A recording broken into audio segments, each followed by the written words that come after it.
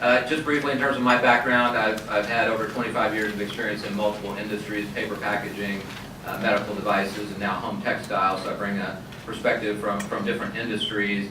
And then presently I'm CFO at WestPoint Home, and I'm located office-wise in Clemson, South Carolina, and New York. Clemson had an exciting run in the college football recently, so it's exciting times for us. In terms of WestPoint Home, we have 200 years of experience in home textiles. Not many companies can claim 200 years, and we've had a journey which I'll get to in terms of the manufacturing base shifting. In the early 2000s, the company was in financial trouble when U.S. textile production was shifting, and we focused on both sourcing out of China, where we have an office, as well as production out of Bahrain and Pakistan, where we had a joint venture. So we navigated to different parts of the world. Today we're financially healthy with over $200 million in revenue, and we're part of Icon Enterprises, which is owned and controlled by Carl Icahn. So in my role, I get to work directly with Carl at times, which has its moments, but has been very rewarding and enjoyable for me. As far as operating under a free trade agreement, which we do out of Bahrain, we've had a good experience in that over the past 10 years. We sell to major customers like Target, Bed Bath & Beyond, and those goods are flowing duty-free into the United States. In the textile business, we have a yarn forward rule, and there's been a provision that's allowed us to be duty-free for the past 10 years, even if we purchase yarn. That provision is expiring this summer, so we're navigating into a new era in terms of that free trade agreement.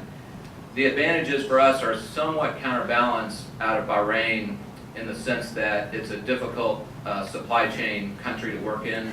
It's not known as a textile producing country, and so we have other supply chain costs that can somewhat offset with the benefit of the duties that we save on.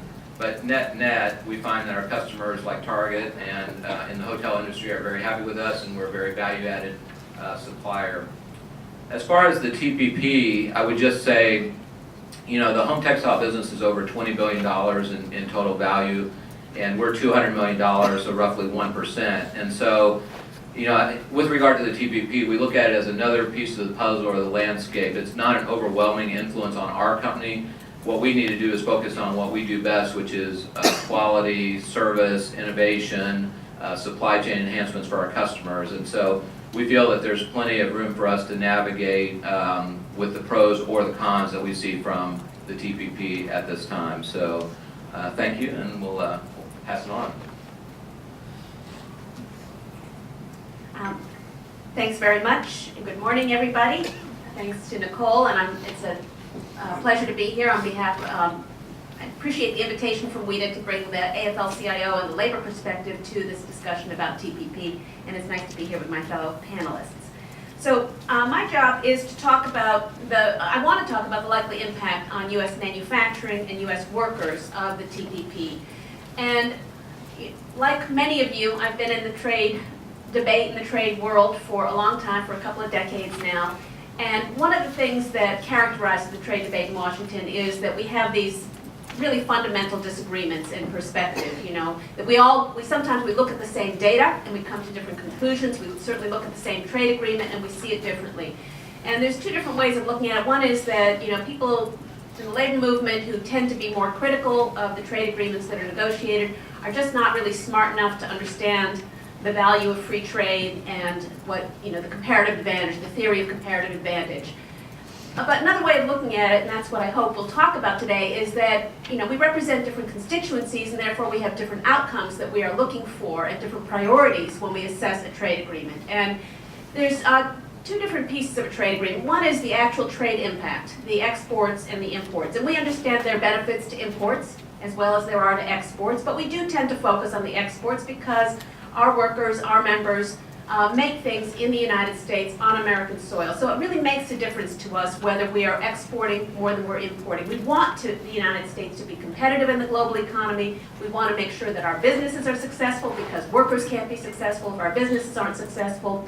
But we don't see the advantages of outsourcing in the same way that multinational corporations do. So if, to the extent that our trade agreements have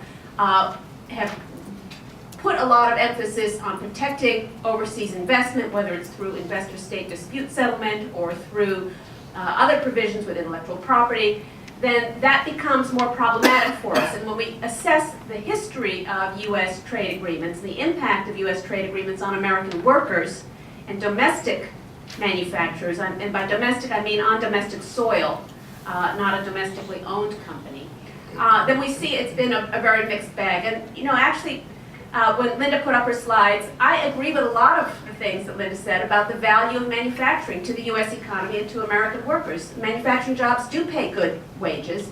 They do have great linkages to other jobs in the economy, and manufacturing is the basis for innovation.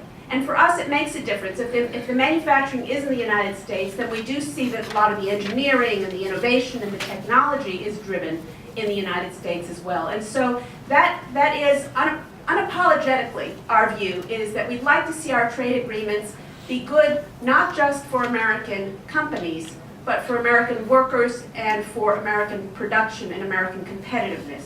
And we don't see that with the TPP. We see more problematic impacts. We also are looking not simply at the number of jobs, because I actually do agree with some of the economists who look at the trade agreements and say, you know, this shouldn't be, we're not looking to generate lots and lots of jobs through a trade agreement, because that would imply that we're going to have huge shifts in the trade balance.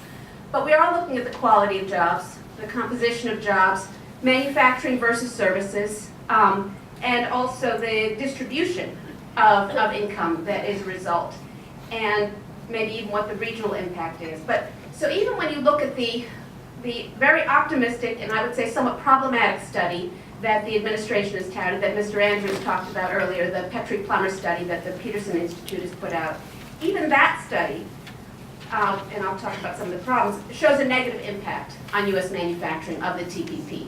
And I think that should cause some concern, maybe for Linda and her constituents as well. And it's